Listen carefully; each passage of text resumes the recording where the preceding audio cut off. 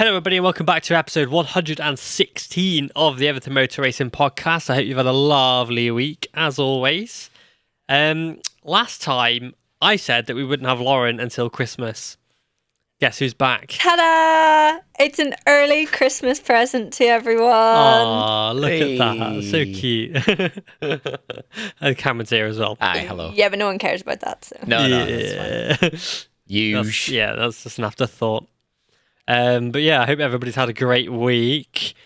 It was, I've just said about 3 times in a split second. That is so annoying. But MotoGP this weekend, I said on the podcast last weekend, we were going to see some potential fluke results because Phillip Island always throws up a fluke result. Jessica Raffin got 4th a few years ago. Bagnaia banged a 4th as well as a rookie. It always throws in a strange result. I didn't expect that strange result to be Johann Zarco finally winning a race after his 120th Grand Prix. We didn't expect it, but we should have expected it. Do you know what I mean? We should have. Always expect. The unexpected. Damn. Exactly. Bloody right. Oh, it was so good. I honestly, I annoyed everybody, because my girlfriend had to get up that morning to go to work at 8 o'clock in the morning, and it was me screaming downstairs. She was not happy. But, I just couldn't believe it was happening, if that makes sense. I could not believe the scene that was unfolding in my eyes. I was like, Zarco is leading on the last lap of the race. Yeah. And it won, and I was like, what? Has that happened? Yeah, you did. You had that realization that, he's gonna win. He's gonna do it. He is gonna win.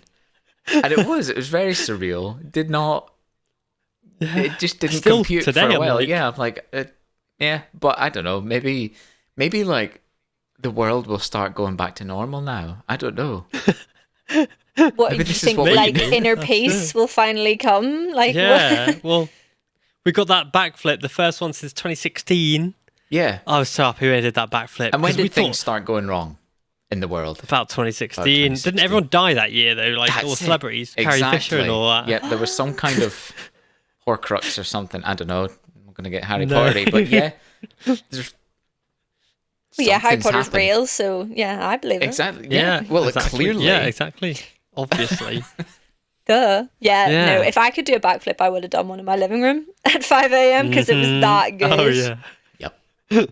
Yeah, Rocco Landers in Moto America does it quite a bit. He learned to do a backflip on trampoline, and now whenever he wins a race, he does a backflip. So that's a nice little nod to Zarco there from Rocco. Cute. But the other thing was, again, we go on these crazy results, and it was like, Fabio Diggia did amazing in Indonesia, got a 4th place, that is so solid. And he goes, bangs a podium, doesn't he, in Phillip Island?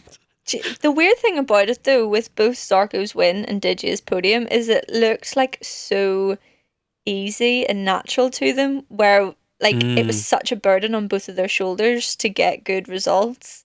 Zarco taking his first win, Diggia's out of his seat. He needs to put good performances in, and both of them, it just looked so flawless. There was no Effortless. mistakes, and Diggia's pit board even said breathe on it the whole way through the race, because he was up podium contention from the start. No one made mistakes in front of him. He put himself in that position and rode a stunning race. Was even overtaking Pecco Bagnaia and Jorge Martin, both who are battling for the championship, and he was like, yeah, no problem, that's light See you work. later. Yeah, literally. It was so good. And yeah, you always get that feel good result from Phillip Island, and I feel like that is exactly what the MotoGP race was. Yeah. I love Phillip Island. It's so great. Because We'll go next year. They were, Let's do it. oh, Yeah. yeah, let's do it.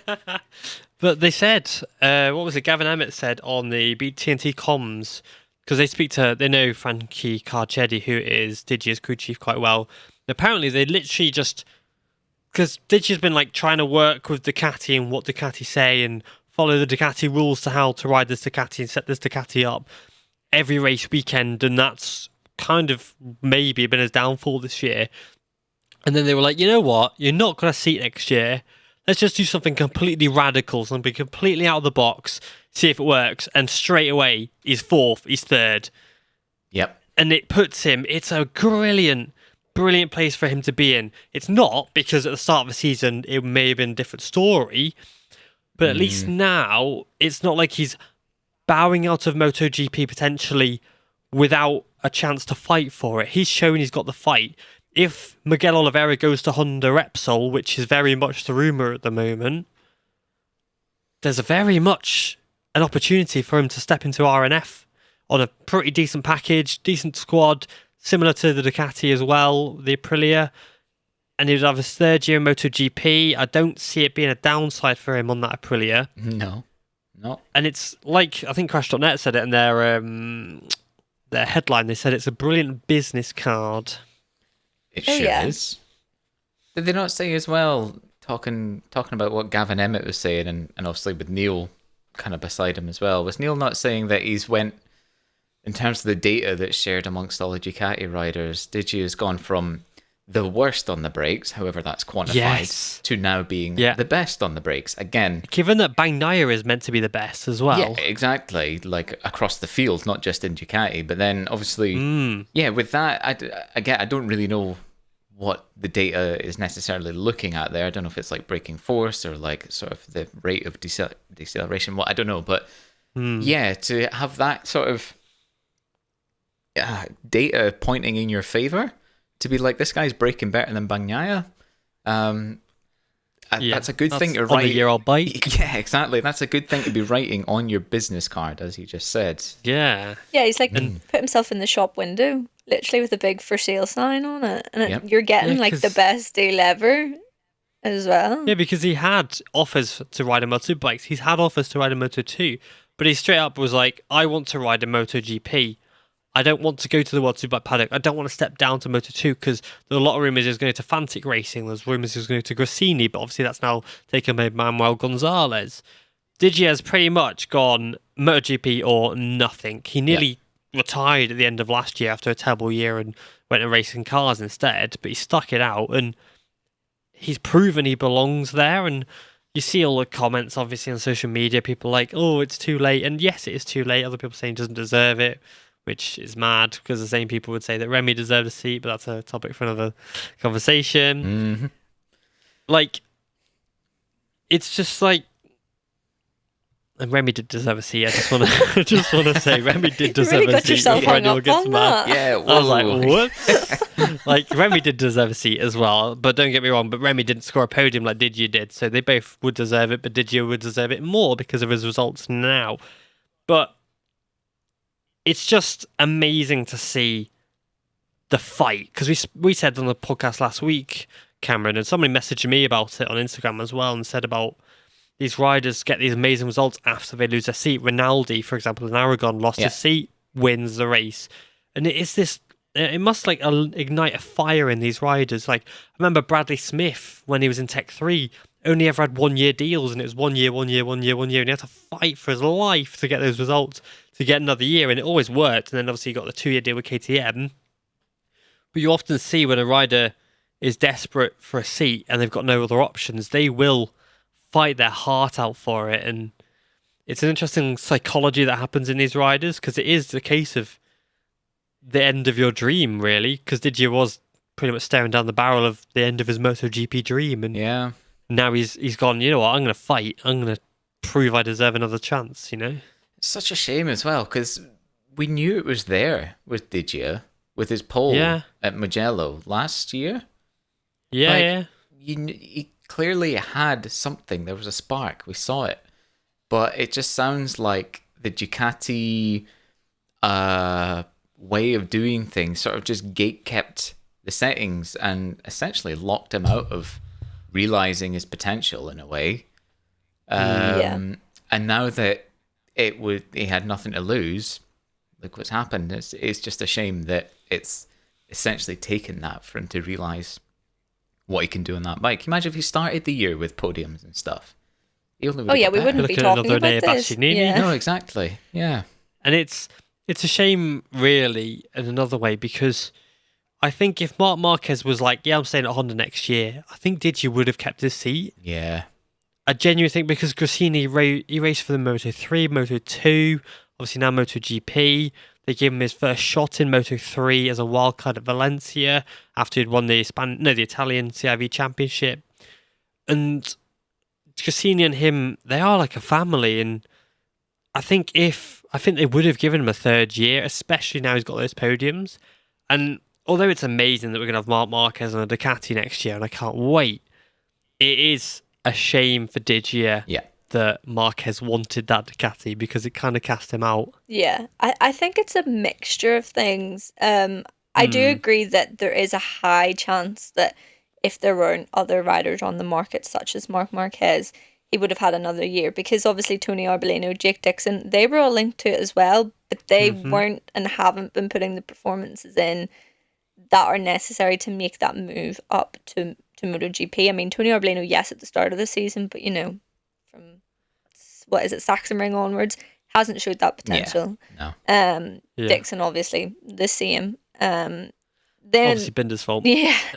Then when you look at the likes that Frankie Carcetti came in as Diggia's crew chief this year, you're sort of going, okay, I can see some results coming, and it is a little bit too little too late. It's taken a little bit too long for them to just throw caution to the wind and go, do you know what, we're just going to do it our way and, radically change it. Maybe Diggia's been asking for changes and they haven't let him, or maybe Ducati are sort of going, no, you have to ride it this way, and this is how we set up our bikes, and say this is how Pecco rides it, so everyone else has to ride it this way. We're not sure how it goes on down there. It could be anything along those lines, but to hear that they've radically changed the bike and all of a sudden it's working, you're sort of going, oh, maybe he wasn't getting the sort of chance to put a word in because he's come in as a rookie. Now it's only his second year. You're not really going to trust someone, because you're like, what do they know? But clearly, between crew chief and rider, something's really, really clicked, and it's kind of sad we won't see them again next year as a pair. Even though, Marc Marquez and Frankie Carcetti are going to be quite the pair next year, but Bet Frankie can't wait for that. yeah, literally, best promotion ever. Oh yeah, and you have to think, if there's one man who's going to need a radically differently set up Ducati, going to be Marc Marquez. Yeah. That's not going to be so hard on that front end. And who's going to have ideas? Yeah, and who's going to have ideas of I'm coming in. Like by the time he finishes his first run on that bike, Marc Marquez is going to be like, right, we need to do this, this, and this. This is how I want to ride it, sort of thing. So it'll be really interesting. It's almost like it's good training for Marquez, isn't it? Like going, let's radically change the bike now, so that I can know what it's like when Marc Marquez comes in and wants to insanely have a very strong front end kind of thing. Yeah. Did you see Marc Marquez congratulate Diggia after the race? No. Yeah, massive big pat on the back. He's going, yes, the bike is good. Yeah. Did you see Pecco though? No, I didn't. No. Pecco. There's the whole thing. Pecco is quite clear, doesn't really like Marc Marquez. Marc Marquez asks him or gets a tow from him and follows him around, and obviously Pecco is very close with Mr. Valentino Rossi, of course, but obviously these people are allowed their own individual opinions, and no, they're not. Rossi's life experience doesn't go via the academy riders, for example, but Pecco's reaction was kind of a bit like, what the hell are you doing, mate? A bit like, go away. What, to Marc? Yeah. Well, Marc comes up behind them and, big slap on Diggia's back. And Diggia's like, oh, I was like, yeah, great. well done.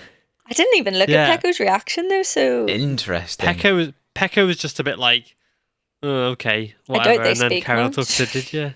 Bit mean girls about it. Yeah, it was a bit. So because maybe there's a bit of needle. He's the head honcho over there at Ducati, and you've got someone not better than you, but like bigger than you, more star quality than you, has more world championships than you, and you've gone from being the top of Ducati to now, yes, Marc Marquez is going to Corsini, which, he's going to be in a year-old bike, etc., etc. But, you've got this massive star coming in and everyone's telling you that he's going to overshadow you. I'd be pissed off, and I probably would react the same way as Pecco, but maybe he should just tell his face to at least act like he's happy for him. Yeah, he just, honestly, like, his face, it just was like, can you get away from me kind of thing. It was a picture, to be honest, but yeah, it was a funny one, but yeah, it was just a great race weekend in general. Interesting that obviously the races were swapped around, the main race and the sprint race. I'm kind of glad they did that because of obviously the results that did happen, and they made the right call there for once. And they sacrificed the sprint race, of course, which is a shame because I think a sprint race around Phillip Island would have been a belter of a race. I don't know about that. Seeing Jorge Martin on those soft tires in the early laps, I actually think it would have been, the further back battles that we would have been interested in rather than a fight for the win. But yeah, he's an interesting one because Jorge Martin, I think after practice on Friday, said that he was fast on softs, but even faster on the mediums and could set better times on the mediums, and yet still chose a soft tyre for the race. It's an interesting point. Yeah. Which is strange. Again, on TNT Sports, Hodgie and Gavin Emmett were sort of going, you can see what everyone else is on. Why would you go against the grain and pick the soft tyres? But I feel like Jorge Martin was literally half a lap off of making the correct decision and greatness, and we would have been talking about how much of a genius, what a great and how amazing that decision was, and the gamble really paid off. But because he was half a lap, the tires just were completely gone. The last 3 laps is why he lost it. 3 seconds off the pace. It literally came down to that half a lap on the last lap, which is why he lost out of it. And instead everyone's going, oh, stupid mistake, finish 5th rather than finishing 1st, He's throwing away the championship, blah, blah, blah, blah, blah. He should have taken the safer bet, won the race. If you're not going to, make those crazy decisions and back yourself, then what's the point? And I honestly, I think, I commend him for going for it and going for the different option. And if we'd had a sprint race, he would have absolutely dominated that too. I don't know in the rain, but if the sprint had happened when it was meant to happen, he was going the soft tires all day long, and he looked so much better than everyone else until 3 laps to go.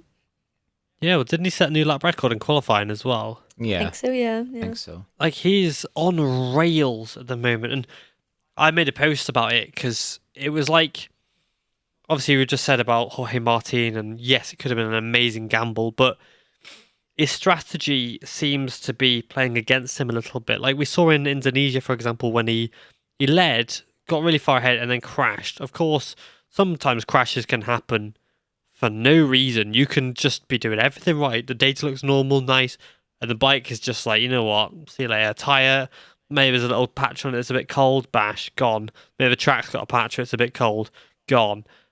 These things happen, of course, but...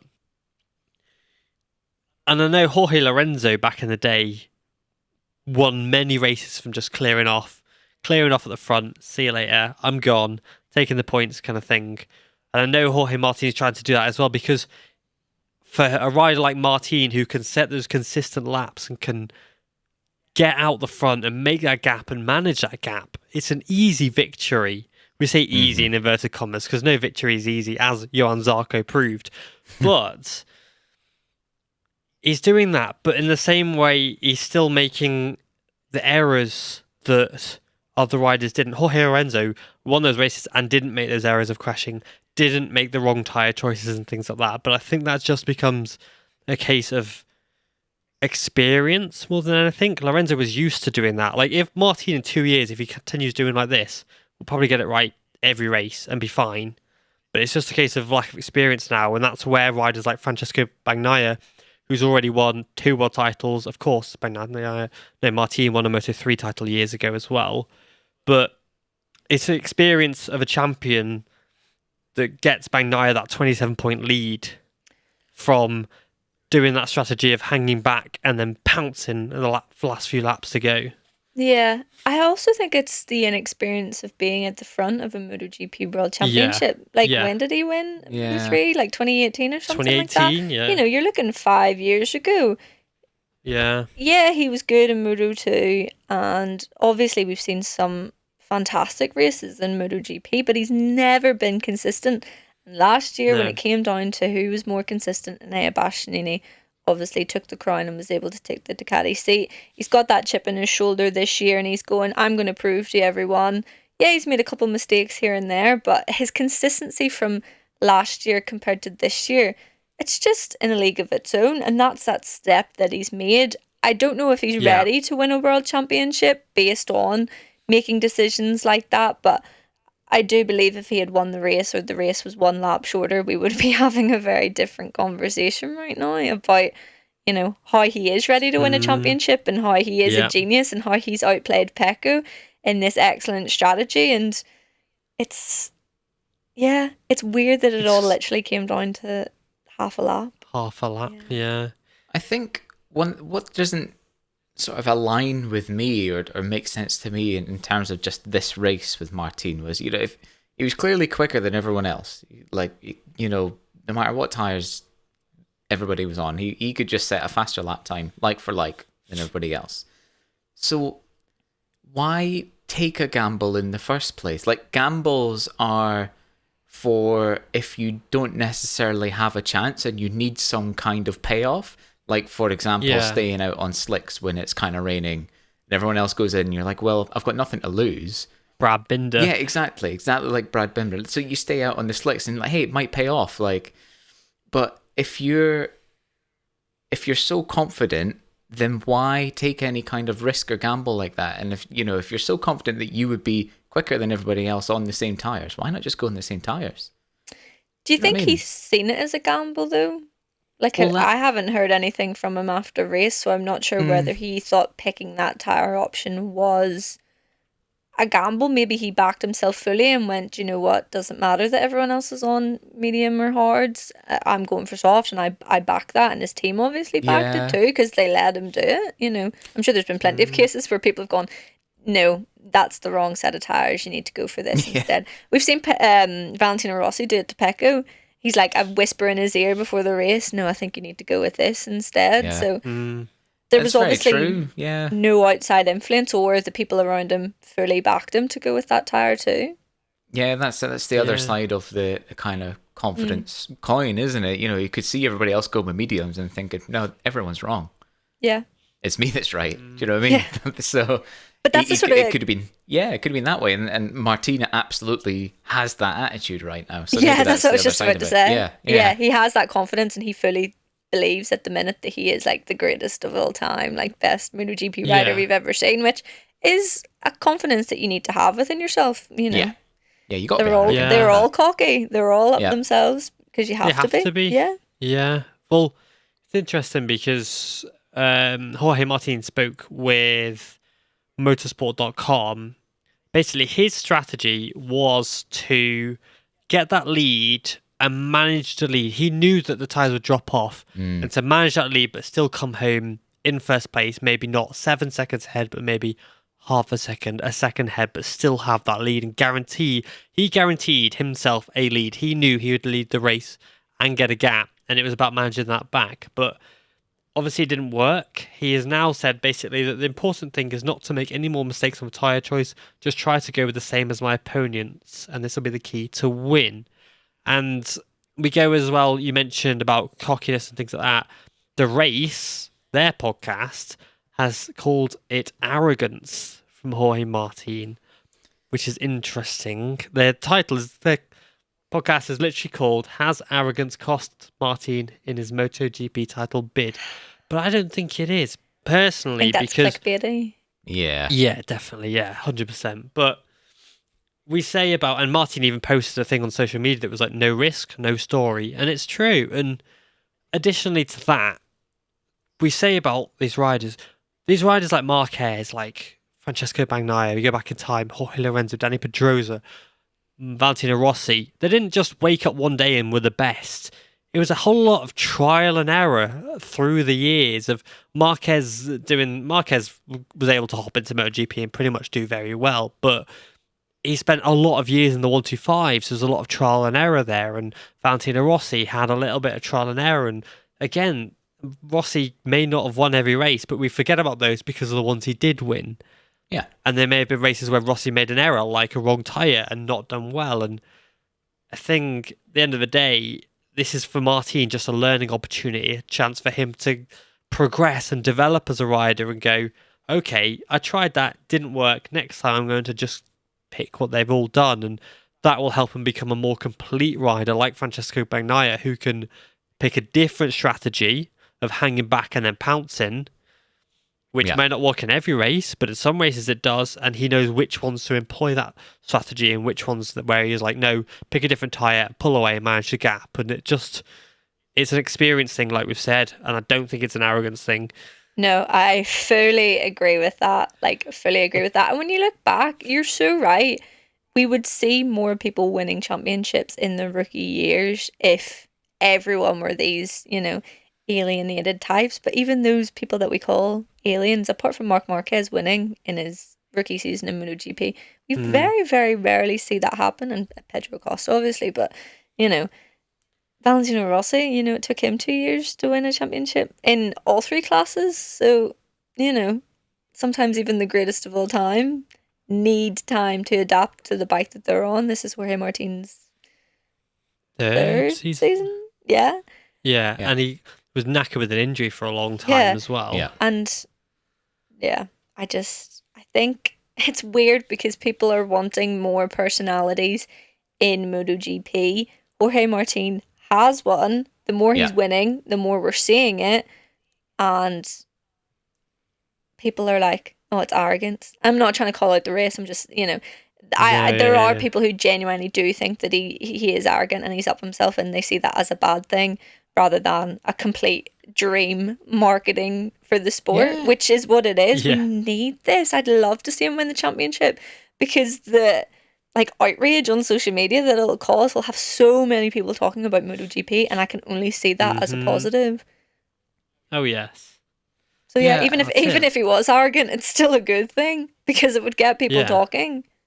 And who tell me what MotoGP rider isn't arrogant? They're all there because they back themselves. Some are just more out with it than others, but they're all there. Because they believe they're the best.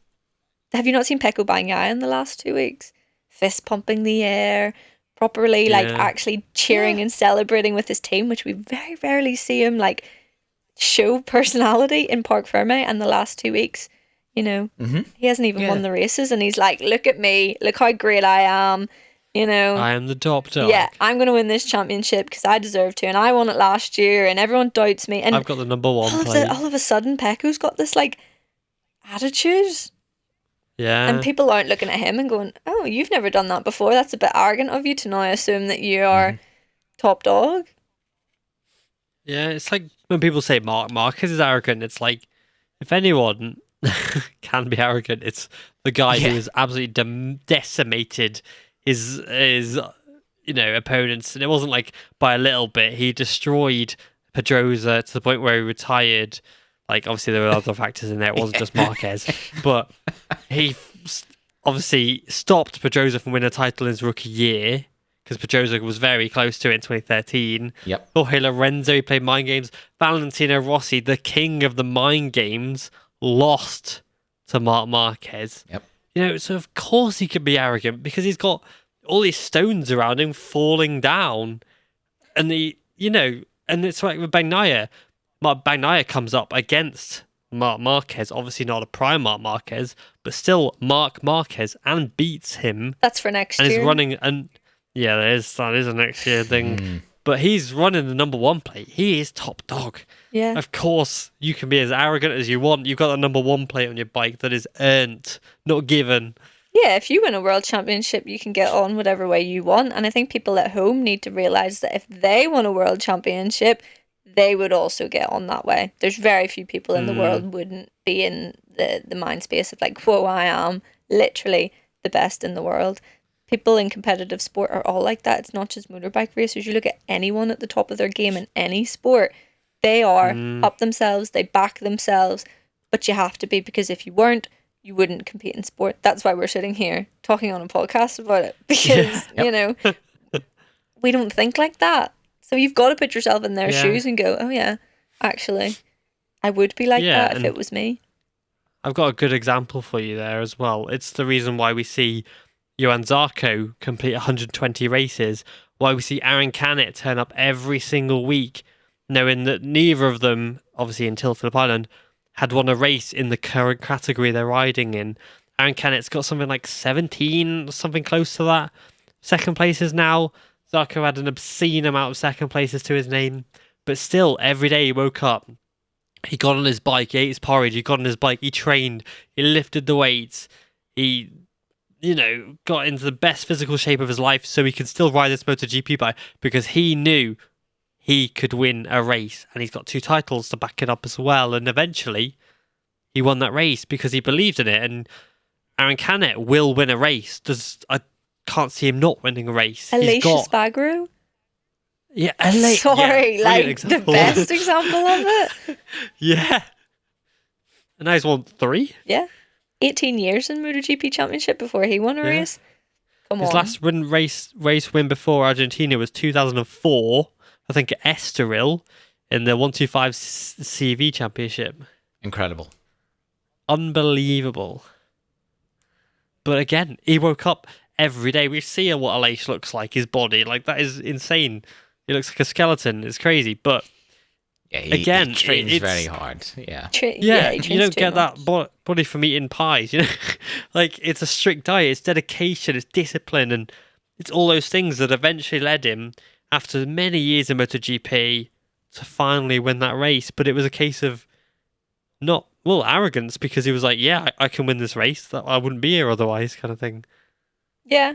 Alicia Spargaro is definitely one of the more outspoken ones as well. So yeah, it is, and he fully backs himself. And he backed himself when he was at the back of the grid, not performing week in, week out.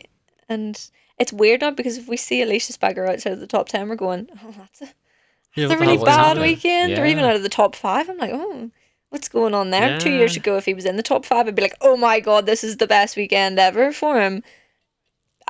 People are very quick to jump. I think in this situation, none of us know what it's like. And yeah, we need to put ourselves in their shoes a bit more often to fully understand what's going on. Yes, absolutely. It was an interesting one as well when they cancelled the sprint race. I obviously agree with that decision. Yeah, it looked awful out there. I think they were relieved. Social media people didn't know. Casey Stoner initially didn't either. Did he? I didn't realise that. Yeah. He was on TNT, wasn't he? On TNT, initially when the race got red flagged, apparently himself and Mick Doohan, they were doing the podium presentations in Moto 2, and the two of them were standing out there going, don't see an issue here. They could have kept racing. Yes. And you're sort of going, okay. And then about now down the line, when they were still sort of humming and hawing as to whether or not this sprint race would go ahead, they're having a meeting, like all the officials and team bosses and stuff like that are having a meeting. Only then does Casey Stoner go, yeah, I think conditions are getting worse, and maybe it is for the best that we scrap this race. And I don't know if it's just because he was on TV and the other two were like, yeah, we should scrap this race, that he finally went, yeah, okay, maybe. But he was like, he was fully like, nah, I've had to race here in conditions like this before, so everyone else should. Well, like, did you see Celestino Vietti's crash? I actually don't think I did, no. I've actually got it on my screen here. Basically, the wind, Manuel Gonzalez posted the story on his Instagram and said why they stopped the race. And made sure MotoGP didn't ride. Vietti was pushed offline about 4 meters. Oh. They both got pushed off the track. I think Cam was just seeing the crash. Yeah, I'm not logged in. I need to go. Gnarly. It looks like he just sort of blacked out at the wheel and like didn't. Yeah, well, not he the hits wheel, a you know dip what I mean? and goes flying. Yeah, like didn't know what was happening, and then just. And that's and because that was the wind blowing him off track. And can you imagine if he was going 50 miles an hour faster on a MotoGP bike? I thought it must have been due to Vietti's crash, because he crashed and then very soon after it was red flagged, but it said it was because of the weather conditions.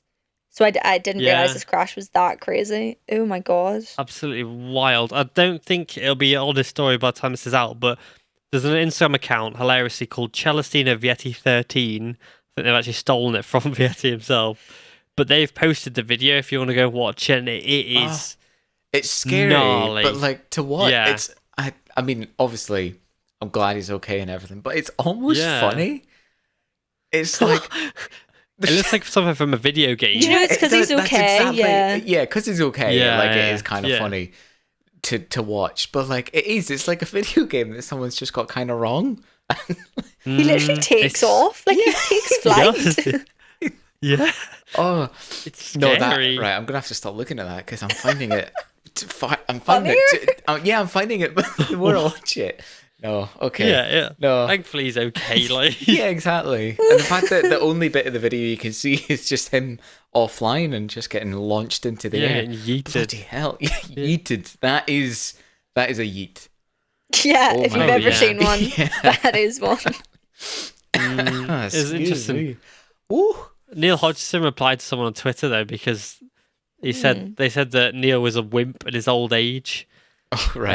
Okay. Someone said he's a wimp. This person has ridden on the back of motorbikes, but never actually ridden one, and decided to call them all wimps. But yeah, it is funny reading. I love reading social media sometimes because you just get unhinged people like, "Oh, I would have ridden on there," and they've done like one track day on the little like Yamaha Phaser. No, back I in refuse. I don't even ride 2010. motorbikes. I was at a race circuit Yeah. on Sunday. My dad said, "Oh, should we take the bike down?" It was 13 degrees outside, and I was like, "God, no, it's too cold. I'll freeze. Let's take the car."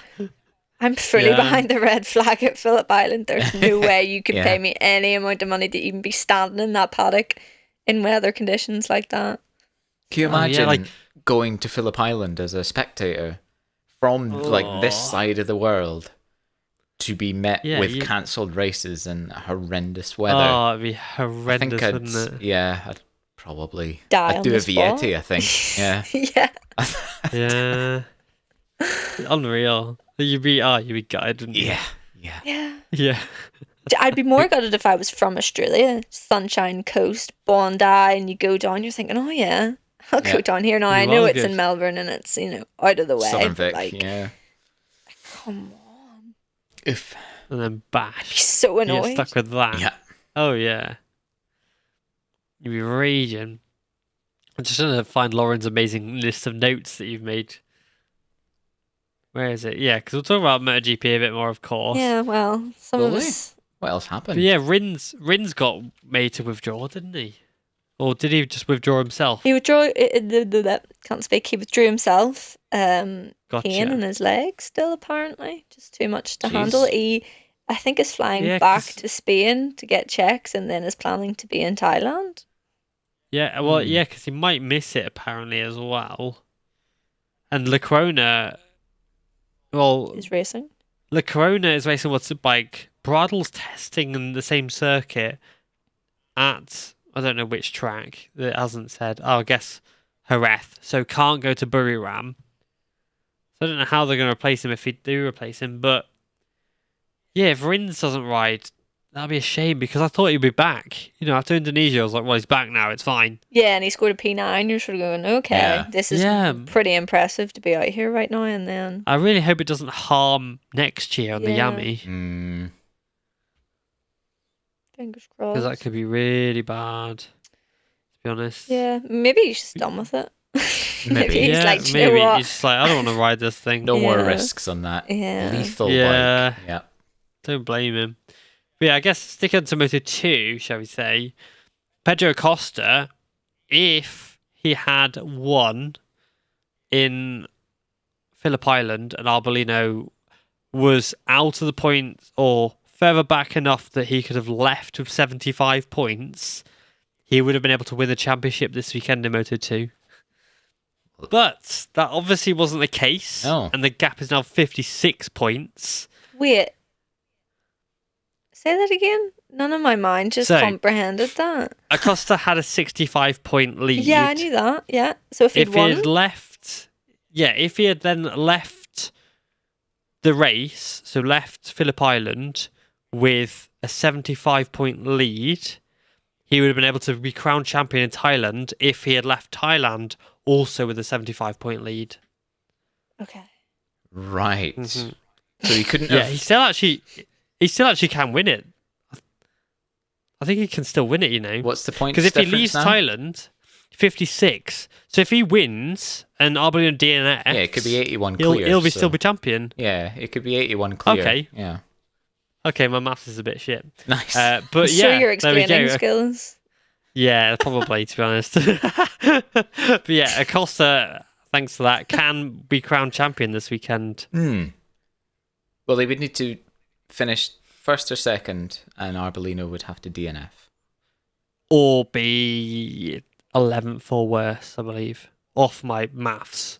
Yeah, if Acosta's Because there's first, 5 points for 11th. Yeah, if Acosta's first. So, slim, but not impossible. No. Although it's going to be raining, so you kind of have to fancy Arbolino again, eh? Maybe. Yeah, I guess so. He did win there last year, didn't he? He loves these sorts of conditions. Didn't matter where Tony Arbolino qualified on Sunday past, because the weather was literally right up his alley, and he dominated quite literally. Because when's the last time you've seen someone win a race by 15 seconds? Yeah, I know. In 9 laps? I know, that is wild. Nearly 2 seconds a lap quicker. Shut up. Wild.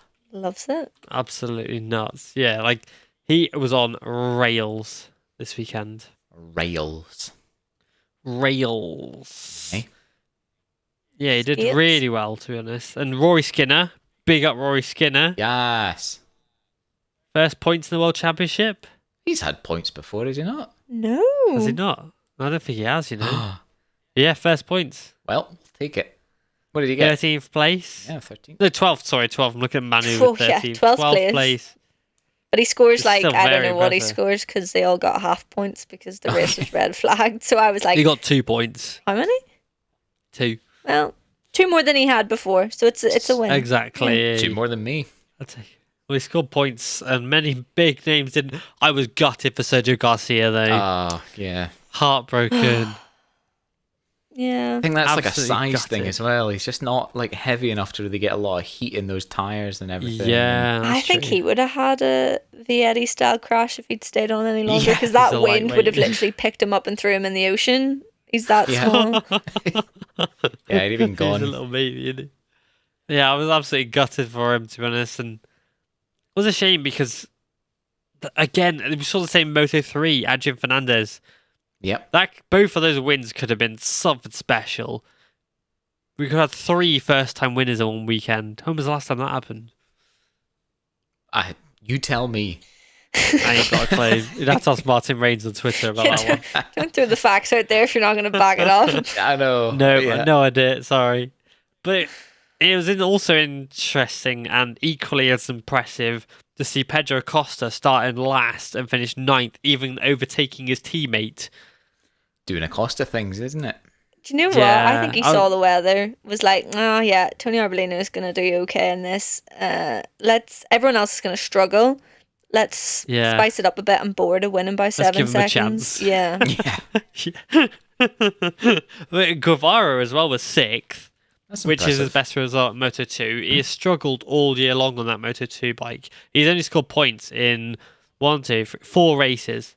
I'm surprised those conditions suited him. I was like, no Spaniard is going to do well this weekend because of that weather. But there you go. We had 2 of them on the box, and Alcoba 4th as well. I was surprised about Chantra though. I thought he'd do a lot better as well because he likes to rain. Yeah, I don't know if he qualified great though. And plus, I think Alonso Lopez's crash from the front damaged a lot of people's race because Joe Roberts qualified 4th and then was way down the order, and still finished 5th. There was someone else who sort of fell back a bit from that as well. I can't remember off the top of my head, but there was a few riders that you sort of went, oh, if they could have got with Tony Arbolino at that stage, things would have been different. But yeah, 15 seconds is still 15 seconds. I'm so impressed. I actually can't get over it. Yeah, nuts. Absolutely fair play to him. But yeah, there's a lot of red flags. No, a lot of crashes, which obviously led to the red flag. There was 3 crashes in one lap. We obviously had Vietti, Cassidy. I think Dixon and Lowe's went down within a few corners of each other. Yep. Garcia and Salach also went down at the same time. Yeah. Yeah, he did. You had the 2 RW Racing boys. Did you see the MotoGP out of context? And it was like yellow flag, all sectors. Yeah, I saw that. That's like, yeah, that's how Moto2 is going right now. Yeah, it's a great page on Twitter. I only followed that over the weekend. Oh my god, I love that. I think because I saw you liked the comments. Yeah, I liked the tweet, retweeted and some of the like, things from them as well. So yeah, funny guys. Yeah, good stuff. Yeah, and then to Moto3 before we go on to predictions. Like I said, amazing ride from Adrian Fernandez. He looked so good, and he didn't make a single mistake until the one that obviously caused him to crash. He still finished 5th though. Yeah. But again, like a super, super solid ride for him because he's coming as a replacement ride his entire career, barring the European Talent Cup. So every time he's ridden a Moto3 bike, there's only ever been a KTM. He's exclusive ridden Husqvarna. He rode for Leglise in the Junior World Championship. Then he rode for KTM. He obviously rode for the Max Biaggi squad, then the Tech 3 team.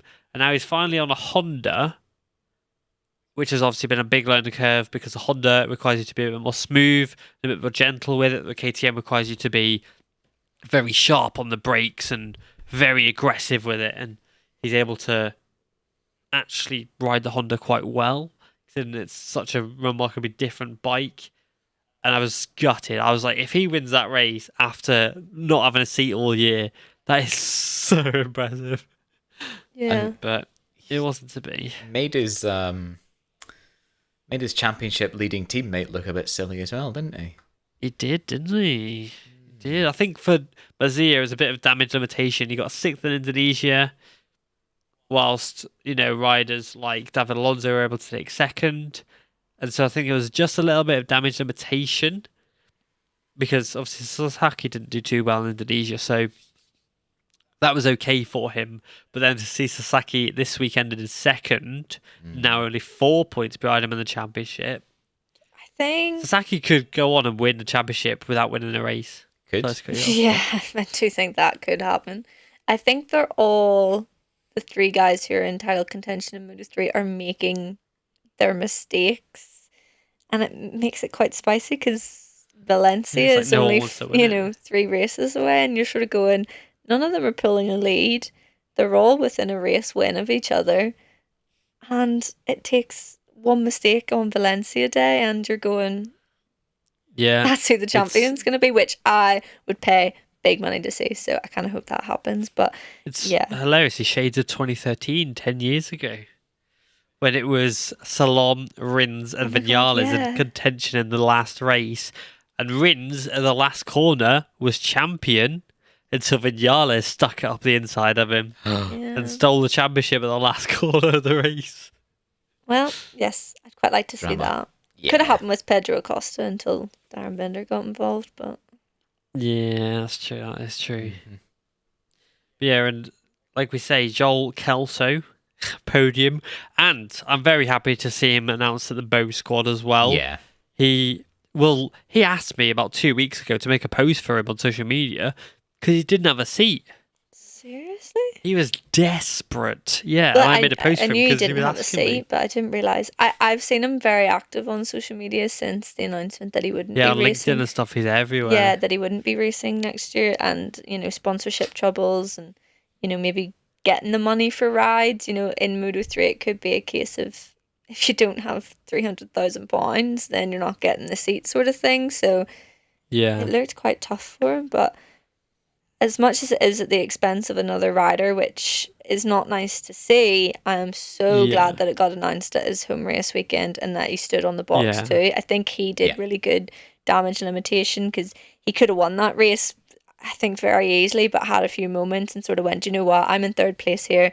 I'm going to take it home and celebrate accordingly. And his mum and all was there, like, crying. Like, it was so nice. Yeah, I think his mum hugged him straight away and was like, I'm so proud. Yeah, and then when she was watching from the podium as well, I was like, oh. Yeah, it's lovely, isn't it? He's gone through a lot, Joel, and it's really glad to see. Really glad to see the fruits of his labour come to fruition. Yeah. It was nice to see Joshua Watley as well in 14th place. Is that his first points or my mad? He had points in Argentina this year, but hasn't had any points until now, yeah. Solid Which is great to see for Joshy. Yeah. Really good. I think if he hadn't been involved in the whole mess of qualifying and usual Moto3 riders doing Moto3 riders thing, because he had to start from the back of the grid and take a long lap penalty. I think if he hadn't had to do that, you were looking maybe top 10. Oh, yeah. Which would have been absolutely fantastic. What happened with Scott Ogden? I don't actually know. I just saw he didn't qualify. Bike problems. I'm not sure what they were, but I think I read somewhere that he only did 9 laps over the whole weekend and then was outside of the 105%, so wasn't allowed to qualify. Yeah, his bike just straight up didn't work all weekend. That's sad because... It is. And Scott even tweeted about it. saying, you can't like lie over these things and be like, you know, mellow on these things. But Scott Ogden in those conditions could have been on the podium easily. Every time Yeah. he's had a front row, it's been in those conditions. He really could have done something sensational. Yeah, he replied to a tweet. I can't remember what it said, but someone was basically asking the question of where was he all weekend?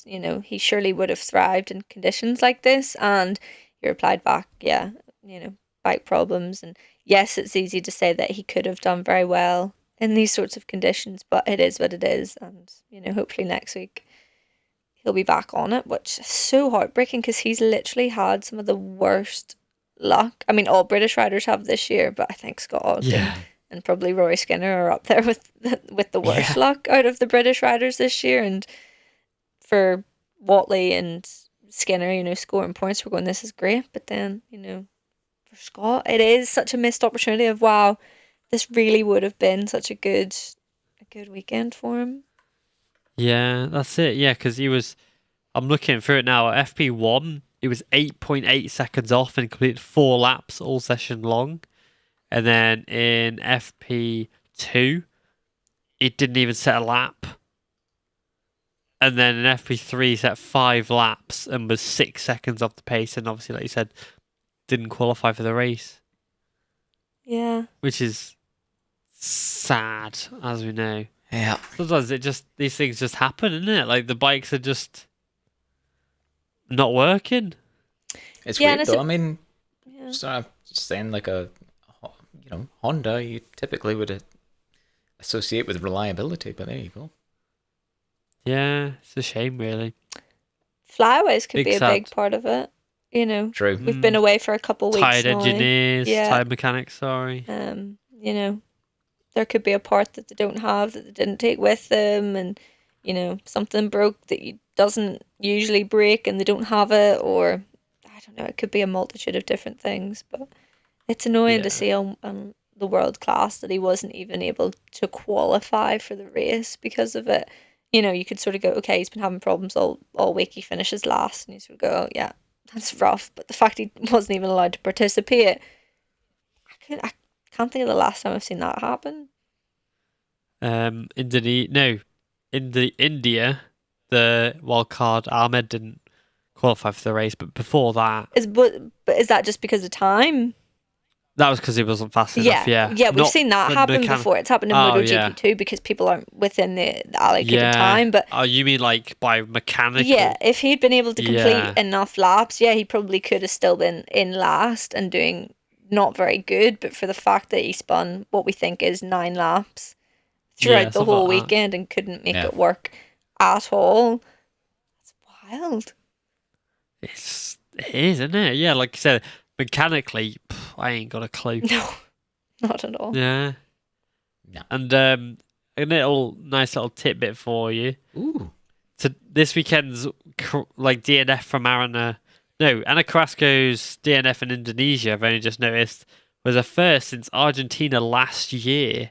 Did you not know that? It's her first crash of the season. What, really? Yeah. I had no idea. As far as actually, now that I'm thinking about it, I haven't had any confirmation of that, but I definitely heard that somewhere and have been telling people that that's her first crash of the season. That's impressive, to be honest. I'm 99% sure she's finished all the races. Yeah, she's finished every race this year, and then every race last year, barring Argentina. Which is quite impressive, to be honest. Yeah. Right, should we go into the predictions? Oh, go on then. Go on then, mate. I was going to talk about Danny Holgado's split eyebrow, but... Oh, God, yeah, carry on with that. Yeah, that was scary. And Diogo Moreira probably having concussion. Yeah. They were really bad crashes, weren't they? I can't believe they even started the race after 3 riders crashed on the outlap. Yeah. But, I mean, I don't really know why they started the race full stop, because the conditions were like... For motorsport anyway. Shocking. Yeah. And if there's any bike you're going to get blown off of, it's a Moto3 bike that weighs, 80 kilograms? Yeah. Yeah. Most of them aren't very big either, so yeah. Yeah. Yeah, terrifying. Terrifying Yeah, I think Holgado posted a photo of his cut on his face today. He did. If you're squeamish, don't go and look at it. But if you're interested, do go look at his last post on social media, because it Yeah. shows him initially, because you could see it when he lined up on the grid. He had a massive high side on the siding lap.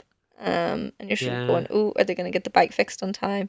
He lifts his visor up and he's got blood gushing down his face. And you're Yeah. like, what the Yeah. hell is going on here? Then the next slide you see is like it plastered up. They literally stuck a plaster over it as if that was going to do anything. A bit of blue roll to wipe the blood off his face, and then a sticking plaster. Yeah. And then a shot of the race. And then the last slide is his I've just split watched it, open yeah. face. Like, And he's like moving his eyebrows around. and yeah, oh, it's so disgusting. But like, I find it very interesting at the same time how he was allowed to race like that. Yeah, it's strange. Yeah, because he's got Like- stitches. I'm 99% Because you sure he's think got that- stitches. Yeah, he will have. But like, you'd think that if it was that condition on his face, that maybe the blood could run in his eyes and cause Yeah, problems exactly. with visibility. Yeah. Or the fact that he might have a concussion, considering he's obviously whacked his head quite Had hard stones in his Yeah. face. and Yeah. has a gash on his face, which I'm still not sure how he cut his face. I mean, it's obviously I think maybe did his visor pop It's his open when he was visor. in the it gravel must trap? have. I need to rewatch the crash actually, but Yeah. so that's concern number one. And then concern number two is obviously Diogo Moreira, who also had a massive crash, smacked his head on the siding lap, gets back his I bike. was dizzy. Yeah, lost consciousness, by the way, which didn't know he's that. admitted to. Didn't say anything to the team. He looked so like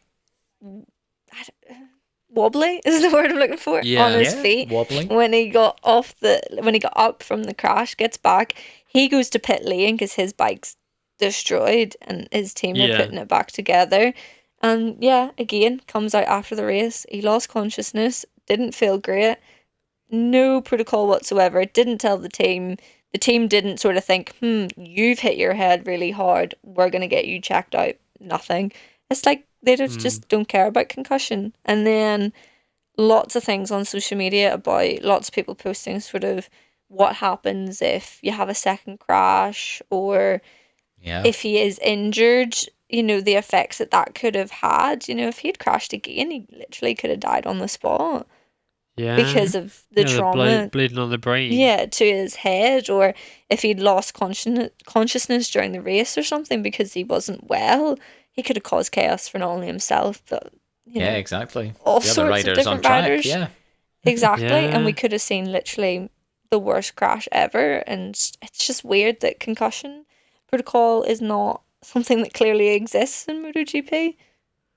It's wild, isn't it? Yeah, because they even said, I think Gavin Emmett said on comms when Diego Moreira retired that he'd retired because he felt dizzy on track. Yep. Yeah, Which you is shouldn't like- be allowed to get on track if you've had a knock to the head, basically. Like, Yeah. if you ask me, like, you should be checked. Yeah.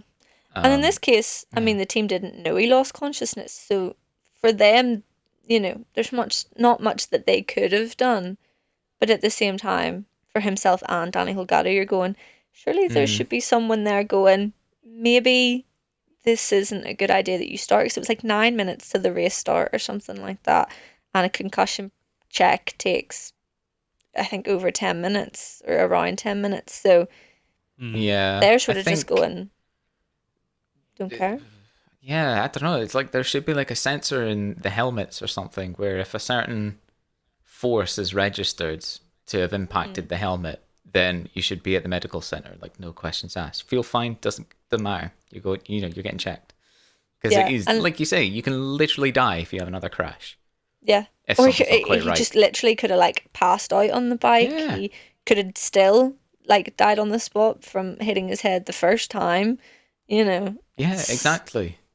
so It can random take that it's it can take time for like bleed to the brain and stuff to really show themselves. So yeah, because you see it in rugby, you see it in boxing, you see it Yeah. in all sort of contact sports. That in rugby in particular, if you've even had a slight knock to the head and aren't fully, 100% yourself, or even if there's question marks over it, you're taken off the pitch and you're given a full assessment. before Yeah, you're even exactly. allowed off the pit or back on the pitch. And it's just like we're racing at ungodly speeds, and you smack your head off the ground, and people are going, "Oh, well, you've got a helmet on, you'll be fine. Nothing wrong Yeah, with you." no, It's not really how it works. It's not good enough, is it, at all? Yeah, Really not good enough. that's my patent pending suggestion then, is to have Someone's impact stealing that. sensors within the helmets, and if they're triggered, then Yeah. That's good. Someone's You going to get- you steal get a that, check by up. the way. well, Yeah, it's they are fine. This will totally be stealing that. time stamped and everything, so I can go to court. It's fine. Oh, that's good. So when you Nice. get big money, we'll all go to Phillip Island Yeah. next I'll year. get you a decent mic. Yeah. Oh, brilliant. Brilliant. That sounds great. Look, That sounds don't knock great. the £20 Amazon mic, okay? I'll knock it, mate. Until Declan buys me a new one, it's Oh my not getting God. knocked. Fair. What's Nice. this you've posted in the chat? What's happening? Yeah, why Oh, is it just... it's just to remind myself that Andrea None will be on the World Superbike grid next year. Ooh. Why are you reminding yourself of that? Well, because I could talk about it on the podcast. Ah, right. Because Ian None, who has obviously served a 4-year ban that is ending in 2 months' time, has been confirmed to ride for the Go 11 Ducati squad in 2024 World Superbike grid. I'll be spicy. I can't wait. I think he'll be 34. Lauren doesn't look impressed. not really. Not No. particularly. I always liked Ian None personally. I rated him quite a lot. I didn't like his personality. I liked him as a rider, but as a human being who, for example, on Suzuki's day of release, what's it called? You know, where they unveil the bike and all that? Sure. Their bike reveal? Bike reveal. That's it, the bike reveal day. Then posted on social media a photo of his girlfriend completely naked in his race suit with all the sponsors' logos on and all that. You're like, what the hell is going on there? How can one be completely naked in a race suit? Well, like, she's wearing the suit, but obviously... I mean, like, Was I believe it or covering, not, like, I have parts. something to tell you here, Dak. Right now I am completely naked in my jumper and, trousers. Is that okay? You know... Is that a bit Yeah. saucy for you? This is why we don't do That is video a on this bit. podcast, because we're all naked. Declan does it again. But you know what I mean? Like she was wearing the race suit and nothing else. Doesn't make her And was- naked, but okay. No, but like she was very like It's a scantily one-piece. clad. Exposed, okay, yeah. Yeah, exposed. There you Okay. go. And Suzuki went absolutely mental at him for it. And then obviously you've got the drugs and the ban, and then the missing MotoGP test because he's had a nose surgery and all that malarkey. Ugh, what? That's proper, like, Italian vanity that we need back in the paddock, if you ask me. Yeah, You know what I mean? I did really like, in MotoGP, headbutting the seagull at Phillip yeah. Island itself was one of his Yeah. most iconic moments. Gav. Yeah, I thought Yeah. he was a personality, and one of those personalities that you love to have in bike racing. I just think that if you've been caught doping and it's a drugs ban, and at 34, why are you being considered over young talent? Fabio Di Antonio needs a ride, that sort of thing.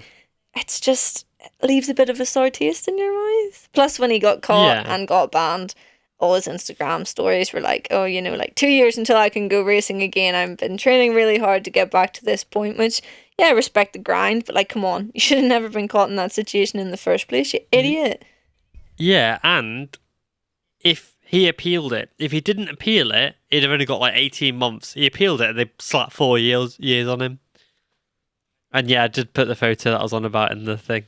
Fully That was clothed. like it's Fully not clothed. it's Fully not clothed. horrendous. Zipped up as but- well. Yeah, but not fully zipped Not up. fully but, zipped like, up, but That's a nun, Suzuki isn't went it? mental at him for that. It's a what? That's a nun, isn't it? Yeah.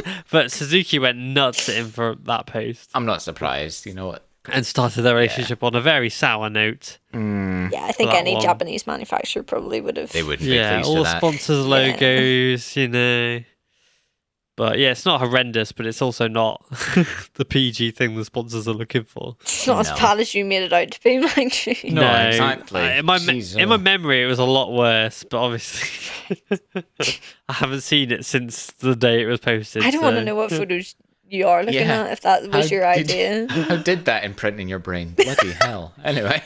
I don't know. You'd think that, like, what was it, the LCR Playboy shoot would print in my mind, but no, apparently not. It's that. You've clearly got don't your even know images what you're mixed on up, about. but Yeah, that's it. Yeah, clearly. Yeah, I'm not going to talk about the LCR Playboy shoot. You can Google You're it well in your own versed in terms, this but- subject, I must say. yeah. Yeah, I You're don't really know why. outing yourself here. Well, hey, Yeah, it's fine. each It's to their fine. own. Anyway, predictions. predictions. That was yeah. Anyway, moving on. So, Australia. I can't get past that whole thing, but anyway. So when you start Heading into digging yourself a hole and you just can't get out of it. I can never get out of this stuff. Anyway, I lead the prediction table heading into Australia Yeah. with 254 points. Yeah. I can't You hold good? it together. Oh dear. Oh god. I'm sorry, Okay. carry I on. leave it. Yep. Yeah. Anyway, I leave with 254 points. Cameron is second with 253, Oh. and Lauren hold 90 back with 163. But yes, Do you know it is that's 1 not point that between bad? us. No, it's actually alright to be fair. But yeah, there is 1 point. No, yeah, 1 point between us. One. And Goodness it's even me. closer with the sprint being cancelled because you had Binder to win the sprint. I had Martin, so I could have gapped you by a few points there. Nah, Binder would have had it. Sorry, Potentially. mate. Yeah, you might have so- actually. true, Yeah. true. Yeah. So in the Moto 3, pole was Sasaki. I went Masia, Cameron Onshu, Lauren Alonso. 0 points. In the race, it was Onshu, Sasaki, Kelso. I went Alonso. No, did I say Onshu? I did say Onshu, yeah. Did you? Onshu, Sasaki, Kelso. Yeah. I went Alonso, Sasaki, Mazia, so I get 5 points. Ah. Cameron went Mazia, Alonso, Ocado. Ah. Lauren went Mazia, Sasaki, Onshu. Lauren gets 6 points. Nice. I'm not going to toss up the points after each one. No. We'll just do it at the end. In Moto 2, Aldiger got pole. We'll put Acosta. In the race, it was Arbolino, Canet, Aldiger. I went Acosta, Gonzalez, Dixon, 0 points. Cameron went Acosta, Dixon, Aldiger, 5 points. Lauren went Acosta, Aldiger, and Gonzalez. You get a point. Nice. In MotoGP, it was pole Martin. I went Martin. Cameron went Bagnaia. Lauren Bazecchi. In the race, it was Zarco, Bagnaia, Diggia. I went Martin, Bagnaia, Marquez. Cameron went Martin, Bagnaia, Cottararo. Lauren went Alessia Spargo, Cottararo, Marquez. So, yeah, I mean, You couldn't have been. what was I saying earlier about people having to take a gamble for a payoff? That's exactly it. All season. But my inexperience has showed. So Yeah, you have, because you're 100 points behind me now.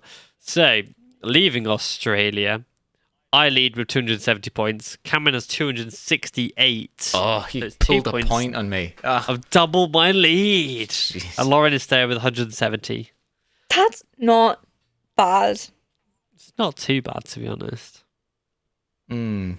It's also not great. Well, but, look, yeah. I'm not going to go into the same spiel that I get into every single week. about points, okay? But just Yeah. know I'm thinking it, okay? Hey, there's 100 points on offer per weekend.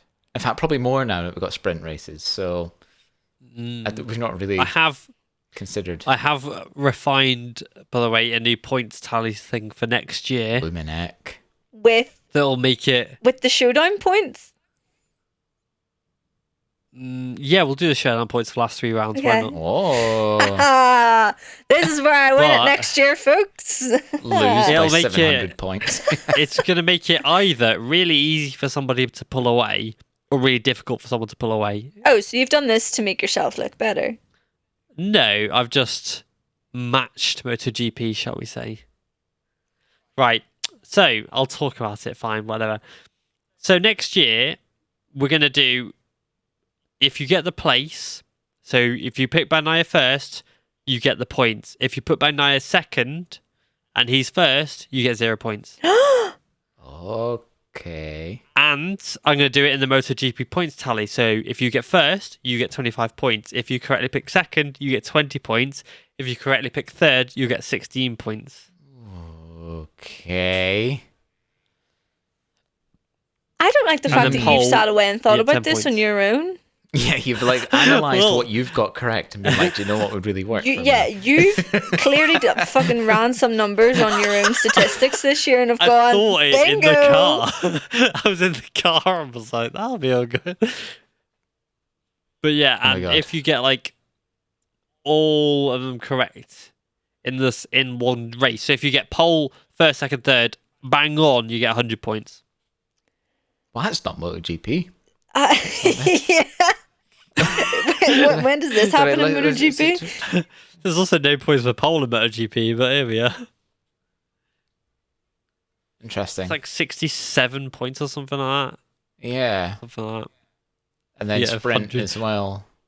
Anyway, you'll get 12 points. Anyway, we'll talk about it. Go through. There might be some chats off camera that happen about that one, folks. Let's not take that as Bible, because I guarantee you that will not be the point system for next year, okay? Wow. Lauren's already I'm going to go through it after. Absolutely I'm going to go through it after this and see how it would run up to now. Okay, and maybe involve the people who are also a part of this podcast in the conversation, yeah? I feel like getting told from a mum. Just ask ChatGPT or something. Yeah, that's a good idea. Yeah, you work that out. If I'm in the lead, we're doing those points. If I'm not in the lead, we're not doing them, okay? That's my standpoint. Yeah, that makes sense. Okay, so Thailand, Moto 3 pole position, please. Let me get this up. I thought about it 5 minutes before we started. You want me to go first, or are you going? Yeah, you can go first, Cameron. For pole? Yeah. Where are we? Thailand. Don't think the weather's meant to be too bad on Saturday. So with that in mind, I'm going to go with Munoz. Okay, that's not the way I would have thought. Yeah, okay. Why not? I don't know. That was just not an Why are you informed taking decision. a gamble when your opponents aren't going that way? Because I'm backing myself and Munoz. Nice. It's the obvious choice. Yeah. Okay, and Lauren, please. I'd like to have Sasaki on pole, please.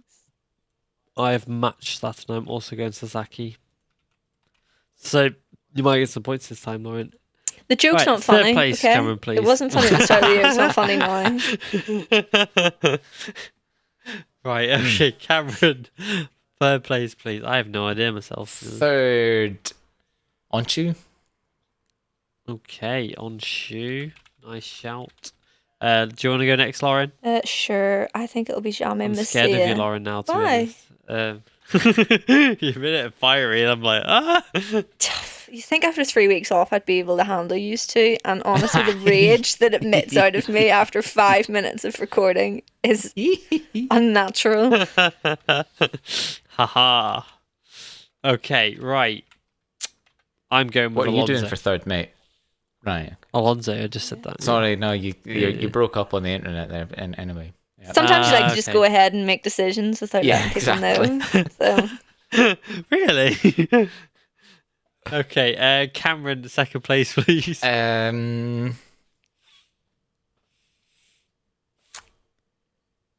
Messia. Okay, I've also got Mazia, by the way. Lauren, please, second. Onchu. Okay, and Cameron for the winner, please. Sasaki. Oh, for God's sake! I've also got Sasaki.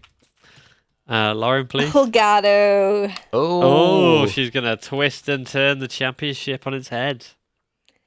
Sasaki likes to not win races, so he does. He could pull on Emilio Zamora though, and win the championship without a win. He could. Anyway. Yeah. Right. So, Lauren, I'm going to give you a choice now, because you like being involved in these choices, so I'm going to give you a choice. Do you want to go first for Moto 2 or Moto GP? I don't like your tone. I'd like to go first for. What's your tone? I'd like to go first for. They're pretty obvious choices either way, but I'll go first for MotoGP.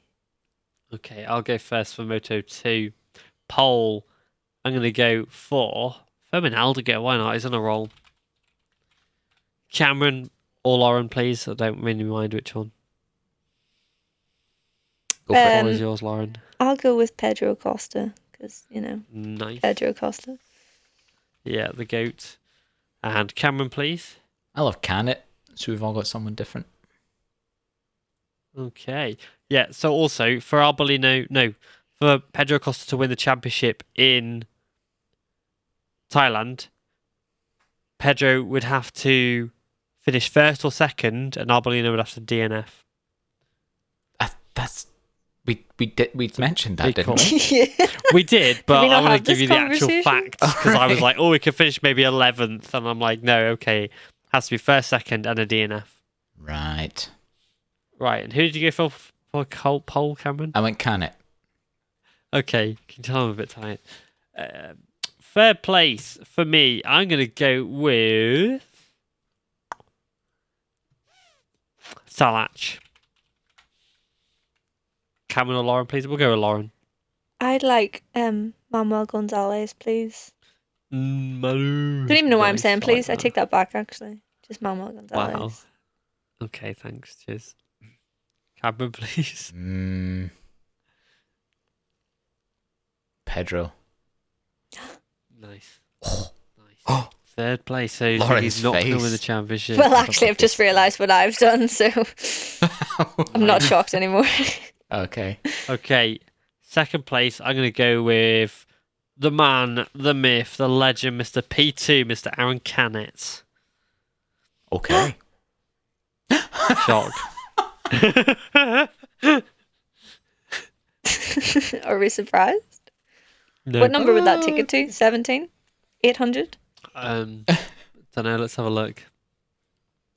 What's his name? Aaron Canet. That's the only Moto 2 pole seconds he's got. When it loads, come on. Right.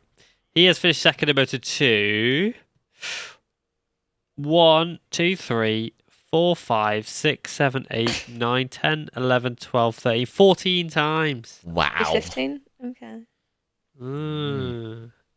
Right, second place, please, Lauren. Somkiat Chantra, please. Nice home race. Love that Yep. for him. And Cameron, please. I've just put that in Cameron's spot, sorry. Fairman. Nice. Fermin. Okay. Right. Victory, I've gone with Pedro Costa. Lauren or Cameron, please. I've gone for Tony Arbolino. And I've realised my mistake Ooh. in the fact that I predicted Pedro for pole. But I think if the weather conditions are bad and similar to this weekend, Tony obviously has the upper hand. And obviously from winning last week, he'll want the full 25 points and hopefully the race, we get full distance, etc., etc. So, yeah. Okay. And Cameron, please. Yep, me too. Arbolino. Arbolino, okay. Yeah. Interesting. Okay. Isn't it? Right. Lauren, Moto 2 pole position, please. MotoGP. GP pole position. Jesus Christ. I'd like to go for a big shock in putting Jorge Martin down for pole position, please. Nice. I'm going to do the same. And Cameron, please. Spice it up. You know you want to. Mark Marquez. Binder. I kind of do want to spice it up. I don't want to go Mark Marquez. Jack Miller. Spice. Not Jack. Alex Miller. Marquez. Alex Marquez. No. Let's. Nakagami. That would be spicy. Let's have. You can't even say "did you" as a joke anymore. No, because I've stand by it. I Yeah. know, well, I was literally about to say. No, I'm not going to go with Diggia, am I? Nah. Well, let's just go with. Is anyone injured? Is anyone? Alex Marquez. Yeah. Alex Wins. Rins. Looking Bez. Yeah, a little bit injured still. Maybe. Bastianini, maybe? I don't know. Oh, Let's have Vinales. Vinales. Okay. Interesting. I like it. Okay. And Lauren, sprint winner, please. Again, shock. Jorge Martin, please. Same. Cameron, please. Yeah, same, please. Yep. Oh, God. This is so boring. Lauren, third place, please. It's okay. I've gone for an out there podium, guys. Don't worry. Nice. Yeah. I'd okay. like to put Alicia Spygro in third place. Again, okay. Lovely. That's why you score no points. Cameron, please. Oliveira. Ooh, okay. Oliveira. And third place for me is going to be Diggia. Why not? Nice. Sod it. Wouldn't be Lauren, mad. second place, please. I'd like Marco Bezzecchi for second place, please. Nice, okay. Cameron, please. It's gonna be raining. Let's go with. Let's have Brad again, please. Nice. Like that one. I've gone Bagnaia. Boring. Yeah. Yeah, Your predictions you are so predictable, honestly. They are. Right, Lauren, please. Jorge Martin. No? That's unpredictable. Had you all fooled in the first half. Not a Nice. funny Had us in the joke. first half. Not gonna lie. I am wearing Yeah. a Fabio Quartararo t-shirt right now, though. Nice. Reminiscing of. Days gone Yeah, by. I cry myself to sleep in it every night, but Yeah, I don't blame you. You do that anyway, but you know. he just does makes it as well. sweeter. Yeah. I would like Brad Binder to win the race. on Oh, Sunday. Would love it. Okay. Okay, Cameron, please.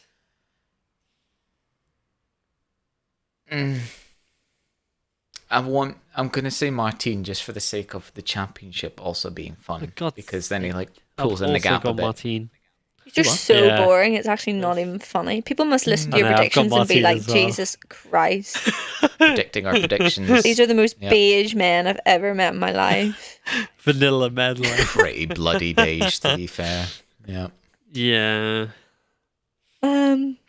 Sorry. Yeah, sorry to just I went destroy your Oliveira egos. third. Come on, like that's at least got Yeah. that's at least got Spicy the actual boy. speckles of vanilla in it, and not just Yeah. It's got like the vanilla, what is it? Vanilla extract. yeah, an and- actual vanilla pod seeds, Literally. whatever. I don't know. Yeah. You've literally put Mint some choc fucking chip. coloured sprinkles onto a cupcake. Like, that's not that exciting. Yeah, but scrape the icing off, you know. Yeah. Yummy. Boring. Right, I'm now duplicating the predictions. Are you So doing that this I can now live? go through, and no, because they're live, Jesus Christ. But I am going to go through and work out the points for you, just so we can see who and how and what would be where. None of your Bloody funny mouths now. Well, yeah, that too. You what? What did you say? Howard said get a life, and I said none of your funny mouths because I doubt your counting skills sometimes. Hey, I'm going to give you the link so you can go and check it if you want. No, I don't have the time. Okay, Nor great, do I nice. care enough. You just kicked off. What are you on about? yeah. Do you think I think about this when I turn this laptop off? Absolutely You go and not. These last 3 cry weeks about have been it. the most peaceful 3 weeks of my life. You weren't actually doing anything the last 3 Mondays. You just No, couldn't I've actually do just it. sat in silence Yeah. in my room. He could not face Nice. opening up the video chat and You know doing what? this. For your guys' benefit, I went, you know what? I will record the podcast tonight. Yeah. Oh, nice of you. It's the only time Rare, Lauren, nice moment. Lauren's nice all the time. Just not to use to, but well, no, mostly Declan. I don't know why I'm putting Cameron in this too because I like Yeah. Cameron. So Oh, excuse me. We're sound. We're sound, mate. That's it. anyway. Yeah. Well, I'm just doing this thing, by the way, now, and I'm destroying you already. Good lord. Funny that. Is this, yeah. I'd quite like a listener if anyone actually does have the time to work out our terrible predictions throughout the year because I'd rely on their maths a bit more than yours, Declan. But Great, thanks for that. let's let the fans decide how we should do the championship points next year because someone has to come up with a better idea than that. Yeah, you are way behind, by the way, after Shut up. Argentina. I just don't want to hear it. Oh no. Oh no. Lauren is so over it. Oh dear. Oh, just no Anyway, need. is that a good time to wrap up? Is there anything else? No. What do I we don't want to think? know. I didn't listen to the last 3 weeks of podcasts, so I hope you've got don't all either. your Yes. No. crap talking Cool. about me No, out the of the way. bias. Crap, Oh, yeah. look at Lauren's shit predictions. Haha. Haha, so funny. Haha, funny joke. Yeah, that. Top humour.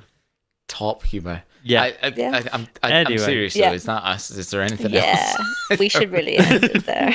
Yeah. Yeah, I think that's Don't a want to good put time to end. Declan's mind trying to do 2 things at once here. He needs to focus on Yeah, I'm a his... man. I can't multitask. Exactly. So He's a man. you sit everybody. with your sad little life that you have and work out those points for us. Sad I'd little like them. life, I Jane. will. I'd like them by Yeah. tomorrow evening, thanks. His sad little life, Jay. Mm. That was a good Yeah, reference, Cam. I fully stand by that one too. Yeah, thanks for that. Appreciate it. Cool. Thanks I for just like listening, numbers. everybody. Anyway, thank you for listening to enjoyed. this dumpster Please fire. rate the podcast. It really helps us. 5 out of 5. Yes, Yeah. and we have to do some votes of a better way to score points for next year. That's 1, easier to follow, and 2, doesn't benefit Declan, and then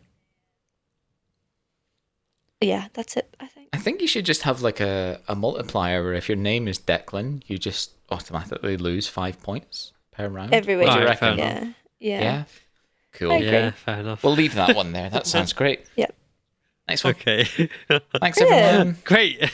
And on that bombshell, we're back next week. Thank you very much. Goodbye. Bye.